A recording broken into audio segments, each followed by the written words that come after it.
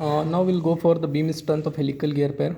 So here we have seen the helical gear is inclined to the axis of the teeth of the helical gear is inclined to the axis of rotation. Now this inclination is nothing but here psi helix angle, and we have already discussed that the helical gear is equivalent to an imaginary spur gear in perpendicular in a plane perpendicular to the axis of in a plane perpendicular to the tooth. Okay, so again we have seen in case of a spur gear the beam strength of a spur gear. So from Lewis equation the beam strength of virtual spur gear we can write here SBN, beam strength of virtual spur gear, here beam strength in normal plane. Okay, so SBN, beam strength in normal plane, or in normal plane it is a virtual spur gear. So we have converted this helical gear into a virtual spur gear in normal plane. So SBN is given by sigma b into b dash. B dash is nothing but the face width in normal plane, into mn is normal module, into y dash Lewis form factor in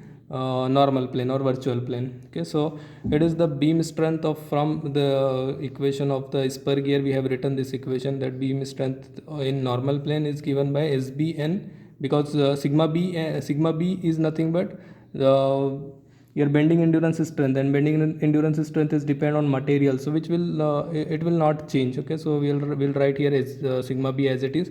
Then b dash is nothing but the face width, and face width in normal plane will change.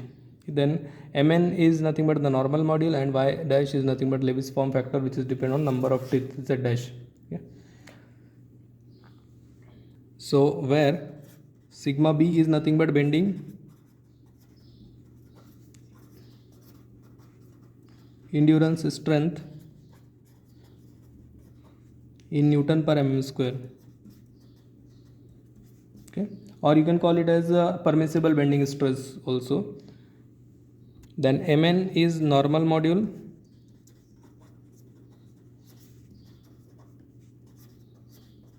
in mm, y dash is Lewis form factor based on virtual number of teeth z dash. Okay, Lewis form factor based on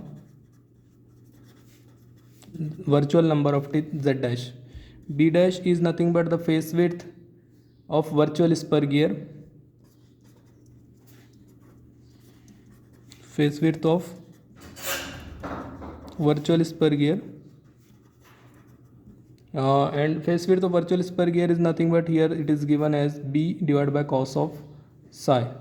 So b dash is equal to b divided by cos psi, where b is nothing but face width of helical gear.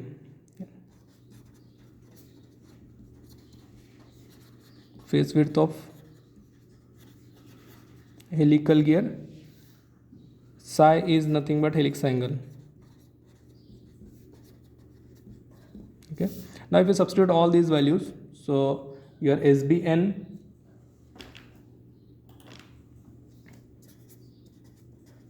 is equal to, now sigma b will be as it is, sigma b into b dash. B dash is nothing but b divided by cos of psi, so b divided by cos psi, into, now mn as it is we will write here, into y dash. Okay, so you can write it as sigma b mn y dash divided by cos of psi. Now if you take here this triangle ABC, okay, so here in this triangle if we will draw the triangle here ABC, this angle is psi, this is SB, this is SBN, and A, B and C is here. Okay, so from this triangle cos of psi is equal to SB divided by SBN. Okay, adjacent side divided by hypotenuse. So from this your SB will become